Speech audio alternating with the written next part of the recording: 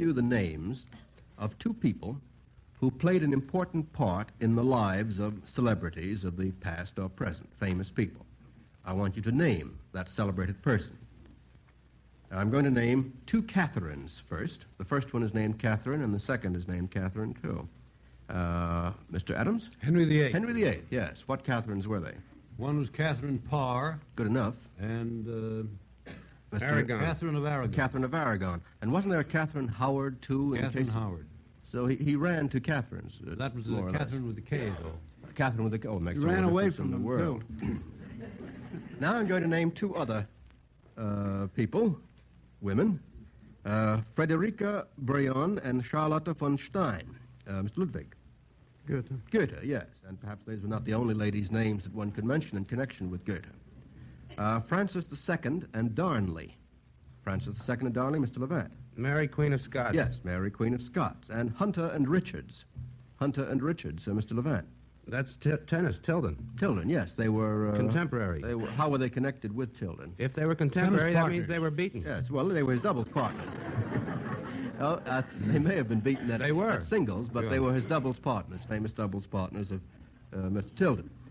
Here's one from F.J. Bruguiere, Jr. of Oakland, California. Again, a musical question. Each of the musical selections that you're going to hear should suggest to you a particular time of day. What time of day? It'll be nighttime with me. I don't care when it was written. Now, you watch. Let's have it first. Mr. Levant? That's at dawn. That's from Peer Gynt. It's morning stimmung. I don't know. I'm surprised that you know that. Why shouldn't I know it? Well, I don't see how you can know it from experience. You've never been up early. Every ballet dancer, late at night, dances to that. Oh, very late at night is the same as dawn. They try to tell you it's dawn very late at night. Right enough. Grieg's Morning. Very good. Now the second one.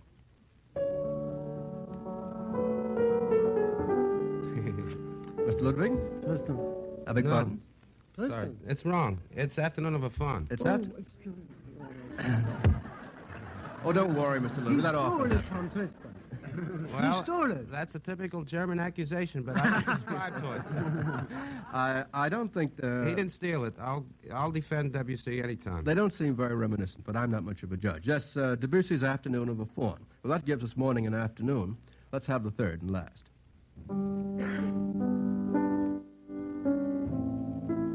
Mr. Kieran? That's evening. Star of evening. Wagner. Yes, very good, Mr. Kieran. Good enough. Of course, having morning and afternoon would be pretty hard not to get evening, I suppose. That gives us 2 out of 3. How about this one from Helene Zonin of Greeley, Colorado? Now, in each of these types of literature, gentlemen, name a work in which someone refuses to pay a debt. Someone refuses to pay a debt. Now, what poem can you think of in which there is someone who refuses to pay a debt? This is not an easy question. This would be a famous English poem.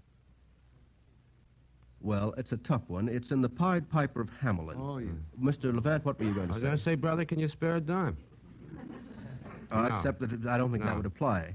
Remember, in the Pied Piper of Hamelin, the mayor refuses to pay the Pied Piper after the Pied Piper has rid the town 2,000 crowns, I think, or something like that. I knew you knew everything about it, Mr. Kieran, once I'd start you off. How about an opera?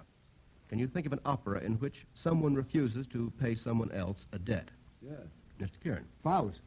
In Faust? Mm-hmm. Name the circumstance. Well, he tried to refuse to pay his debt to the devil. That would be right, Mr. Ludwig? Very good. Yes, very good. And I think also in the Rheingold. Mr. Ludwig, They are only thieves. That's all debts. That's true. Every gold, the German gods are all thieves. They in are? The Rheingold. Yes, 6 thieves. 6 thieves in the 5 Rhine? and a woman. Goodness gracious. Well, you remember in the Rheingold, Wotan had promised the giants, he had promised them Freya in return for the building of Valhalla, and then he refused to give her to the giants. Is that right? It took us 4 nights after that to find that out. Now, how about a story, a short story, in which someone refuses to pay a debt? This, again, is an American short story. Is that 20 grand? No. No, I don't think it is. Now, there may be several answers, but the only one I can think of is in Stephen Vincent Benet's famous story, The Devil and Daniel Webster. There, the Faust theme comes in again. You remember that the hero or villain had sold his soul to the devil, and then he gets Webster to get him out of it. I think that loses us a $50 defense bond going to Mrs. Arnon, plus a set of the Encyclopedia Britannica, and passes us on to a question from Martin C. Brooks of Worcester, Mass. Who or what has replaced each of these recently? Replaced. The Springfield.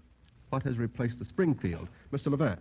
The Garand, the Judy Garland, or whatever it is. The Garand, the rifle. Yes, the new air-cooled rapid General firing MacArthur rifle. said it was a better rifle recently. Yes, he's given it his okay. It's And proved he didn't itself say in it the from hearsay, I don't think. Philippine, you bet he did. Now, who has replaced David Margerson? Who has replaced David Margerson? Mr. Levant. A man named Griggs, Sir James Griggs. Yes, I'm not Ministry sure of, wait a minute now. what portfolio is that? Give me two chances. No, No, it war. isn't. War is right, War. Mr. Levant. Yes, Secretary for War in the War. British Cabinet. I don't know whether it's Griggs or Grig. Grig. I think it is. Thank you, Mr. Adams. Well, people say Grig- Tibbets for Lawrence Tibbet. I Oh, don't know they why shouldn't, it is. you see. They probably say Levance. How about the replacement for Thomas Charles Hart, H-A-R-T? Who has replaced Thomas Charles Hart? Mr. Levant. He's a Dutchman, a member of the Dutch fleet, and his name starts with H. That's right. Very good. That's pretty good, That's H. very good. I didn't say it wasn't. It isn't Any of you Van remember Mock, the I know name that. of the... It's the Dutch commander in Yes, the right, Mr. Far Karen. East. What's his name? Naval commander. I think we should Starts know with his H, name. John. Very important to us, the Dutch Admiral Helfrich. That's right. Now the chief of the Southwest Pacific Fleet of the United Nations. I'll call that right. Now, who replaced Boris Karloff? Mr. Levant. In Chicago, Erich von Stroheim. No, I don't mean in Replaced him Chicago. where? Oh, around here, more or less.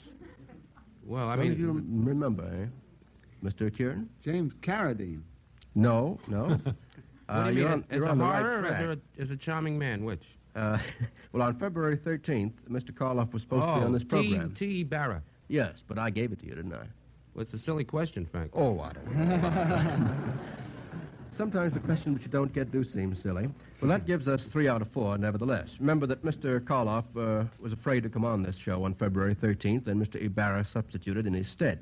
Here's one from Frederick L. Gwynn of Chevy Chase, Washington. Why is...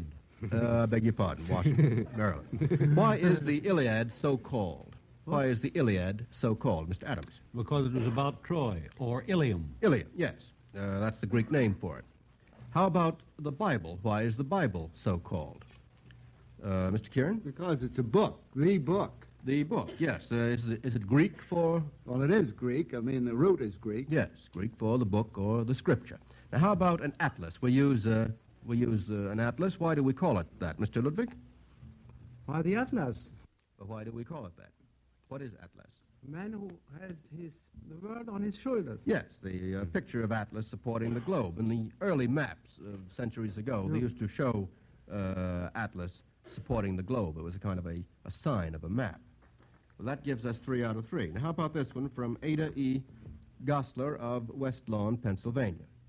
Can you give me 3 quotations that express the general idea that if you don't like me, I won't like you? Mr. Adams. Well, there's, no, I don't know. No, take it back. Oh. Mr. Adams again.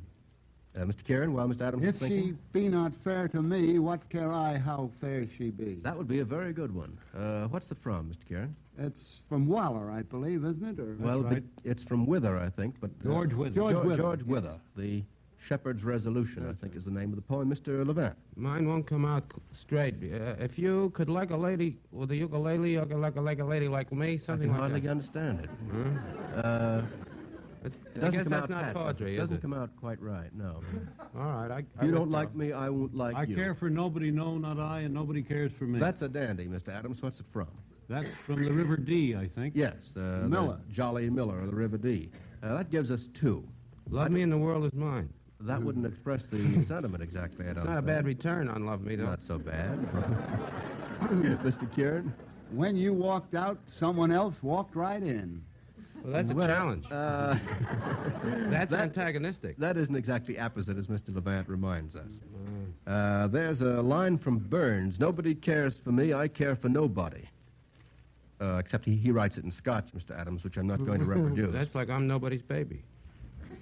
Yes, except they didn't get royalties on it in those days. There's another line.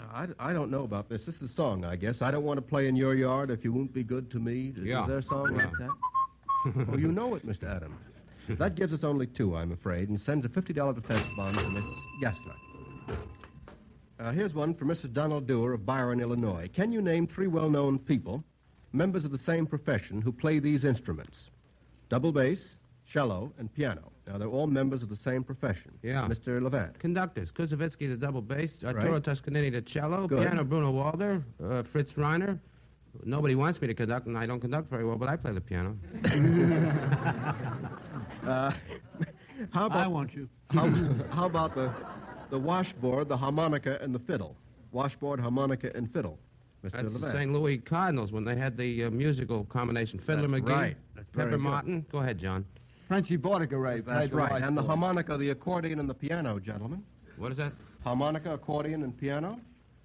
Well, that can Oh, be come played by That on. might anyone. be John Kieran. It's Adams, Kieran, and Levant, of course. Now, Mr. Cross points out the very obvious fact that an excellent way to find out where such and such a famous line of Shakespeare appears is simply to ask Mr. Kieran. Yes, ladies and gentlemen. And by the same token, if you want to find out about the milder, better-tasting tobaccos, ask the independent tobacco experts. For they know tobacco as Mr. Kieran knows his Shakespeare, backward and forward. At markets all over the South, these independent buyers, auctioneers, and warehouse men see just who buys what tobacco and the prices paid. That's why their overwhelming preference for one cigarette, Lucky's, means a lot to you.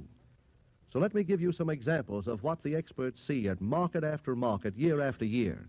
For instance, at auctions in Carthage, Tennessee, season of 1939, the makers of Lucky's paid 22% above the average market price published by the United States Department of Agriculture. At Pamplico, South Carolina, 34% more, and so on all over the South. And that crop, properly aged, mellowed, and blended with other fine crops, is in the Lucky's you buy today. No wonder that with independent experts, with men who know tobacco best, it's Lucky's 2-to-1. We suggest that you profit by their experience. Remember, Lucky Strike means fine tobacco. And in a cigarette, it's the tobacco that counts. Thank you, Mr. Cross. This evening, Lucky Strike has paid out three $50 defense bonds and 3 sets of the Britannica.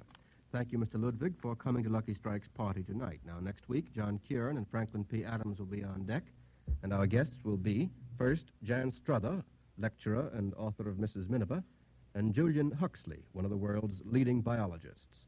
Now, remember, for every question that's answered correctly, the sender gets $10 in defense stamps, and for every question that stumps our board, you get a total of a $50 defense bond, plus the complete 24-volume set of the Encyclopedia Britannica. Send your letters with questions and the correct answers to information, please, at 480 Lexington Avenue, New York City. And now, a parting message from Mr. L.A. Speed Riggs, famous tobacco auctioneer from Goldsboro, North Carolina. When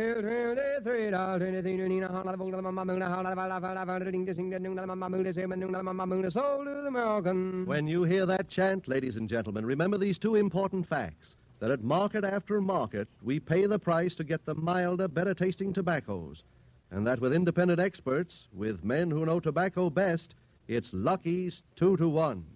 Yes, Lucky Strike means fine tobacco. And in a cigarette, it's the tobacco that counts.